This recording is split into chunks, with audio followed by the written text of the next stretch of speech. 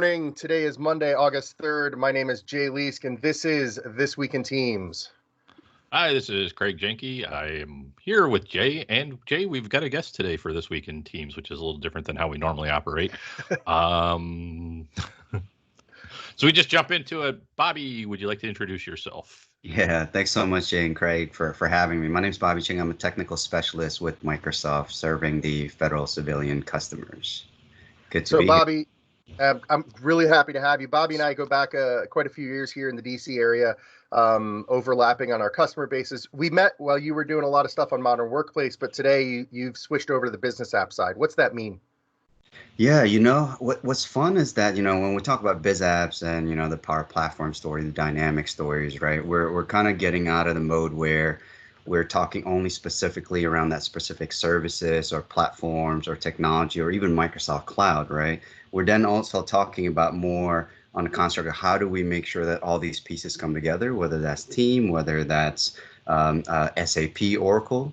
Let's make it happen. So I'm really interested in that side of the business and how do we talk to customers to just get stuff done and streamline an application. So what you're talking about there, it's kind of more the traditional technologist side from connecting all of the apps and such. But when we have most of our listeners, we're talking about on the business user. What is going on with your face, man? Oh man, this is say hello there. The new workplace, right? That's fantastic. I was like, it's like somebody's flashing a flashlight on his face. Your coworkers. That's our new normal over here. I got to work on the do not enter sign. That hasn't made it to the office yet. That's cool. That's cool, man. I'm impressed you weren't flinching at all when that light was hitting your eye. Yeah. Okay, sir, you have to give me 5 minutes. Okay. So plenty of time. Apologize for calling that out. So as I was saying, it's the technology side of connecting all the apps, but really it's more of a focus on the business user and what they're trying to do, right? Absolutely. It's all at the end of the day, us technologists, right? Craig and Jay, we get excited about what's the technology behind it. And let me show you all these cool things that we can do. But at the end of the day, and that's why I love the podcast that, this show that you're working on, and that it focuses on the business and on the users, right? Like, how do we talk to the users? How do we make sure that on the business side, they get excited and they say, hey, this is something that I can pick up, not necessarily for all of my applications and my use cases, but for a lot of the things, especially that impact smaller subset of users. Can I that kind of mobilize that and get the user started and even just, feel empowered to create a lot of these components themselves? Nice. So what have you been working on most recently then? Yeah, a lot of the conversations, to be honest, Craig, is more on just that very topic. How do we, number one, empower, enlighten people to feel like they know about the technology and feel comfortable enough to create a lot of these applications using things like Power Apps in terms of their form intake and mobile application, right?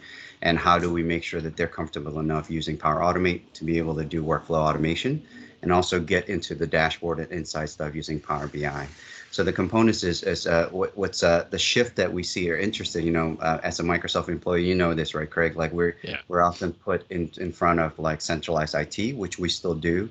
Talk to folks like CISOs to talk about security and compliance side of our services, which we still do.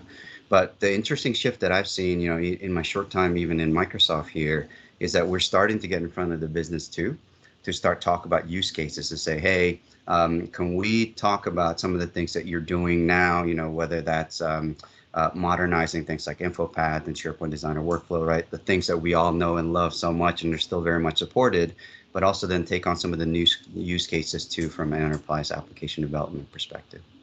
Yeah. That's pretty sweet.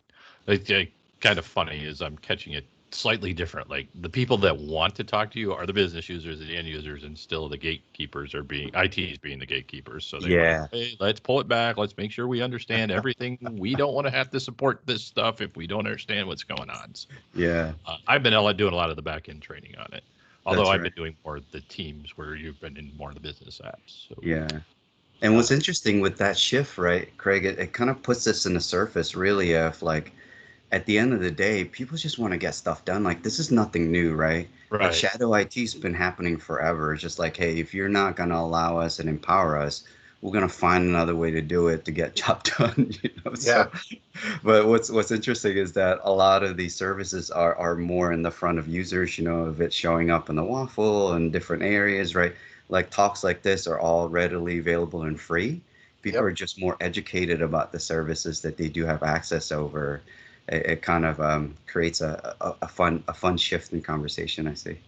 Yeah. And the So nice thing about it being in Microsoft with Power Apps, Power Automate, it does give the IT, one place of one pane of glass to kind of look and control all that. So I always tell them, if you're going to have them doing shadow IT, have them do it in the environment you can control, right? You're right. You're absolutely right. They're going to do it anyways. nice. So we So brought you on because it was originally, well, not only we brought you on because you're a great guy and we wanted to hear from you, but one of the things we were talking about, or Jay was talking about prior to this, or we talked about last episode, a bunch of news coming out of Inspire, and a big thing was CDS was being changed to DataFlex and also DataFlex from Teams. And well, we play in Teams a lot, and I played with Power Apps and Automate a little bit. The CDS or DataFlex now is something that I don't have a whole lot of familiar with. Know about it, but we don't know that much about it. So we were hoping you could give us a little bit of insight into how that's going to work. Yeah, absolutely. You brought up a really good, I think, introduction of what this data flex thing is about, right? Number one, of course, Microsoft being typical Microsoft, we just like to rename stuff every 6 months or so, right? And just trying to roll it under new branding. Yes. But I actually, for this one, I actually like the rebranding. A lot of times when we talk about, what was the predecessor service, as you mentioned, Craig, already, right, Jane, is that we kind of call it CDS, which is short for Common Data Service. And a lot of times it's, spending even like 20 minutes to unpack the name, like why is the CDS? Well, there's this thing called a Common Data Model, which is an open data initiative, right? You kind of go on you wanted to talk about use cases, you start to go on this tangent just on the name itself, right? Yep. But for me, the name DataFlex, so CDS, which is Common Data Service, is now being renamed to DataFlex Pro. And then we underneath DataFlex Pro are including a new offering called DataFlex, which is just on the Teams context. It's exciting for a couple of reasons. Number one is the enablement story, right? We talked about the business just even introducing this show of, this kind of puts it at the hand of the end users and the information worker and the power users, right? Folks love Teams. I love Teams. We kind of start and end our days a lot of times once we embrace that Teams connected story in Teams, right? You check your chat, you check your meeting, you start a meeting, you make your phone calls, you check the chats, you you collaborate on files. All that happens in one single service, which is amazing, right? How do we build on that story on the application development side? So I'm really excited about the DataFlex introduction into Teams, because it continues on that connected story. There are going to be apps, which we know right now, whether that's third party or first party, right? Meaning like Planner is a first party, that's Microsoft only. But Right. you might be pulling things like from ServiceNow or Oracle or SAP or Salesforce.com that still surface up inside of Teams. Can we layer another customization option in there using DataFlex to make sure that when you're creating apps and interacting with data, you're still not having to switch context, right? Because we know that if we leave an application, we lose productivity in the process. Right. So as much as we can have inside of Teams and being able to pull interactions regardless of where it sits into your Teams experience, I think is a really exciting one. Because what we saw before with Power Apps, and of course, we all come from a SharePoint background, right? And for us, it's just like, of course, a natural, like what you're comfortable with, that's where you're going to provide from a building perspective, right? Like, let's build the application or the list and the interactions here in SharePoint. And what we start to see is that there are some components where SharePoint is not very good at. And it pains for me to say that, of course, right? SharePoint list, for example, is meant to scale. It's meant to scale to 30 million plus records. But when we start to go sideways from a standpoint of having lookups and information that goes across on another source list, that's when SharePoint starts to fall apart, right? Think about like expense reporting or activity reporting. You have some codes that you have to pull in from another list. All those kinds of interaction, if you want to put that on a SharePoint list, it starts to fall apart. So what this DataFlex is going to provide is those relational data modeling exercise. When you have one list, when you're going to say, hey, this is where our data entry goes, but it's going to reference all these source codes that lives on all the other tables, right? Okay. Or for lack of a better word, or these lists that's then connected to this entry. I can do that now with DataFlex, right? To the relationship modeling, the one-to-many or one-to-one, all those components without sacrificing my experience in DataFlex. So it's a pretty exciting one from an empowerment story, and it's also a good one from a naming story, because CDS, again, to what I was mentioning earlier, it was hard for people to get behind the name. Why Common Data Service? What does that mean? DataFlex is kind of leaning towards, hey, we're tied into a data story, to the data modeling capabilities that we talked about. But we have also then this concept of the basics, which is the DataFlex in Teams, and the Pro, if you want to step up into the full DataFlex Pro, which was the Common Data Service in the back end. I did a lot of talking there. I just want to take a quick pause to make sure. No, it was good. Does that make sense? What are Yeah. your thoughts? So no, it does make sense. One thing I'm trying to figure out is, when I'm talking to the business users, when I'm talking to, the people who are going to be using this system, why do they care about DataFlex? Or more specifically, how does it help them in a day-to-day basis? Is it someone else develops something with DataFlex and it makes them able to connect to things, or is this something they're going to be able to take advantage of themselves? Absolutely. We hope that it's both, right, Jay? Because at the end of the day, when we talk about teams and information workers, folks that are consuming themselves on teams, and if they want to take the next step onto the application development realm, a lot of times, like developers could very much take that story, but we also want to make sure that that story is proliferated to the business, because at the end of the day, the business knows the requirements the best, right? Yep. So if we can make that process easy in terms of developing apps and creating this data modeling exercise that we talked about, then they're going to feel very empowered and wanting to do that component. So we very much support the aspects of making sure that teams are and the people that are going to be working with teams can take advantage of that.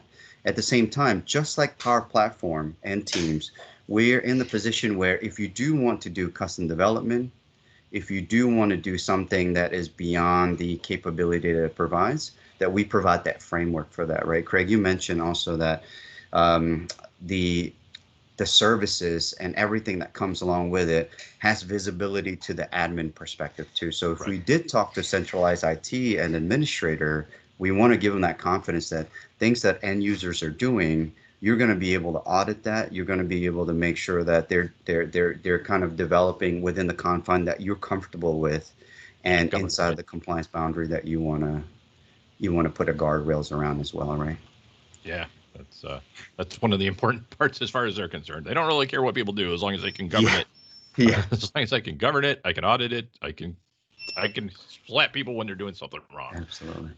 Well, and it's also I've heard this phrase a bunch. Data is the currency right now. Like, yes, money means something, but data is how we make it.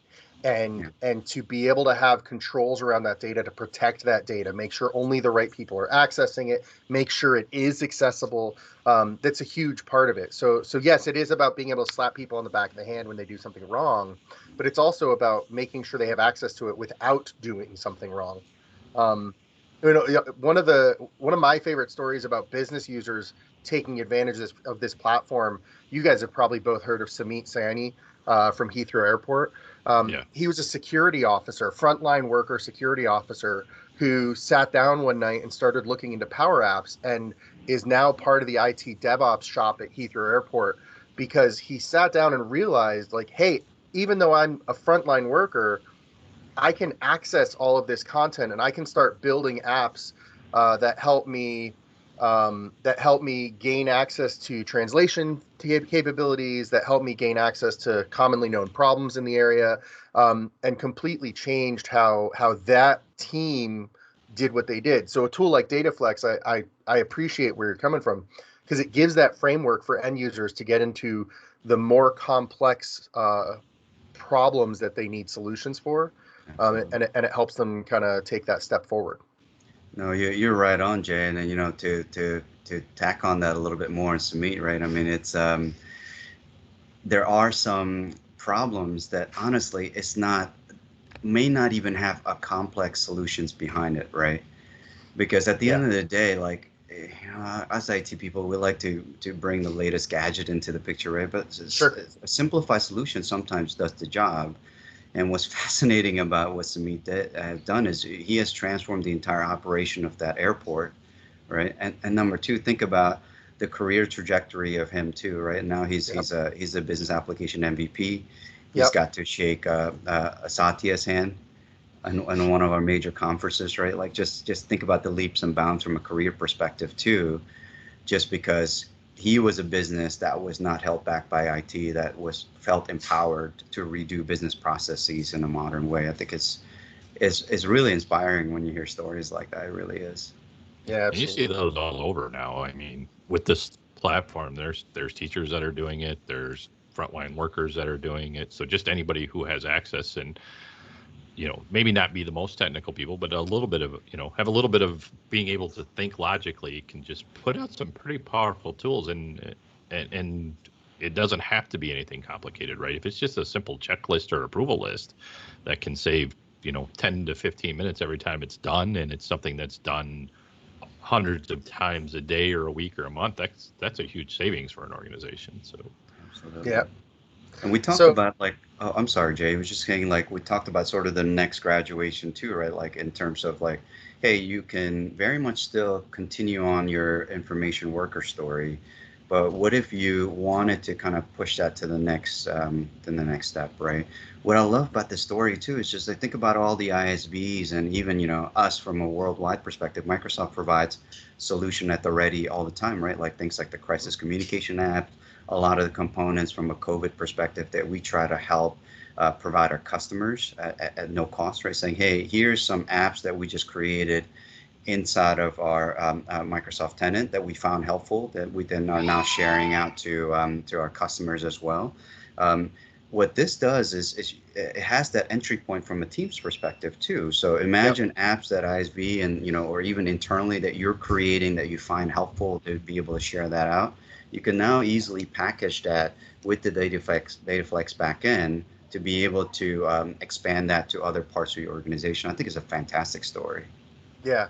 So let me ask this. Okay, so the announcement this week was the name change from CDS to DataFlex Pro, the announcement of DataFlex for Teams. So two-part question. The first part is, when can we get our hands on it? When has that been announced? And the second part is, from a business user's perspective, it's a low-code environment. How do I get my hands on it once it does roll into my tenant? Yeah, it's a really good question. I was frantically looking to see if I can sneak into the tech community here, if I can see general availability. I don't remember, to be honest with you, Jay and Craig, if we ended up with an actual a date. I think we did for commercial. Of course, Jay, you and I are in regulated industry, and we have to talk about the GCC and what the government cloud is, right? I'll have to double back to make sure that we do have that. If we do, maybe share it out as a link for folks to refer to, so Absolutely. We can get at the we'll timeline availability. But yeah, it's something that I for one have not gotten my hands around it as well. I'm super excited because what the DataFlex for Teams is going to provide is a quick development experience from Teams. And also, if you haven't caught any of the video, we'll make sure to include it on the link here. But there's also kind of this ease of entry for data entry, all in context of DataFlex for Teams. Okay. Right. And for those of you that work with CDS, or now it's DataFlex Pro, I'll be frank. Like, entering data there, it sometimes could be a bit of a pain, right? Yeah, it's not the easiest thing in the world. I've played with it. It's not, and it's not. you know, again, we're coming in from SharePoint, right? Like the investment into lists, into now what's called Microsoft Lists, that's even above what SharePoint services provide. You kind of get envious, right? Like, hey, man, like we obviously know how to create like really easy data entry point. Like, why can't we borrow that? Well, some of those things are going to start to make its way to DataFlex for Teams. And Excellent. what's good about that is they're going to take those capability and make that available as well in DataFlex Pro, which is the CDS currently, or the previously renamed CDS. So I'm really excited about that, Jay. You know, cross fingers. I mean, once I have access to it, we get timeline availability. We'll make sure we make it available to your listener as well. It'll be Sounds good. interesting because it seems like changes have been coming at warp speed lately since the whole COVID. Like things that used to take a lot. Oh, everybody needs them. Get it out there. Yeah, it's equal parts awesome and scary. Like the pace that we've seen things come out of Microsoft with, especially you keep mentioning, Bobby. We come from that SharePoint world, so we're used to that 3-year life cycle. There's a Yeah. release, there's a handful of updates, but they're minor compared to the major changes. And then 3 years later, there's another release. And here we're looking at 2 months where we're getting massive changes, even from announcements like, here it is. Oh, it's generally available today. And it's like, there, wait, right? what? Yeah. I appreciate you saying it. You know, that our federal and defense customers have a slower release cycle. And we do try when we're talking about release, when we get that, like the monthly release from teams, what's coming, we try to focus some of our time on what's coming to you guys. But just knowing that this is coming and knowing how important this is going to be, I can't imagine that at least the GCC level will be far behind the commercial side. Yeah. So. What is interesting too, and I'll share some without hopefully cross fingers breaking my NDA here, but it's interesting what you're seeing even on the Microsoft internal side, right, Craig? I'm seeing a lot of brand new organizational units in the business application side and the Power Platform side that was created just for this fiscal year. Of course, Microsoft, for those of you that don't know, start their fiscal year in July. So we just started our fiscal year here for 2021. As we move over to fiscal year, a lot of times there are org changes. Some of the org change, which I'm really excited about, are specific orgs that are aligned to government customers. So we have one for business application that is going to help orchestrate those feature parity that we're talking about, Jay. Excellent. So that's really exciting to hear. I mean, all those were happening before, but a lot of times, sometimes it's kind of happening organically between org units in terms of finding out where feature parities are. As of this fiscal for business application, there is a dedicated team that's going to help to communicate that, to make sure that the parity is always there. What that's going to do is provide some more accountability, I think, at the engineering side to make sure that when they're creating something, there's always a government backlog behind it. So I'm super excited about that change there. That's awesome. I didn't expect that announcement, or I didn't expect you to talk about that today. So that's really good. Fingers crossed that doesn't get you in trouble. Yeah. Or we can edit this part out, right? He'll just say hypothetically, this is what a rumor has. Rumor has it. I don't know if it's true. Well, that's Bobby. I really appreciate you walking us through, the importance that this announcement brings to the end user, some information on timing, and just generally really appreciate you joining us on the cast. So thank you, and we look forward to having you again soon sometime. Let's do it. Before you guys leave, did you check out the NBA games on Teams with that? Yeah. That was together mode, right? What? Together mode. That was pretty. It was actually a lot better than I thought it would be. It seemed like they had a couple rows of people in the first couple. Well, I don't know if they were like people who belonged to the team, but then they had some big boards on it. Jeff Teeper was on it on one of the games, I believe. He tweeted it.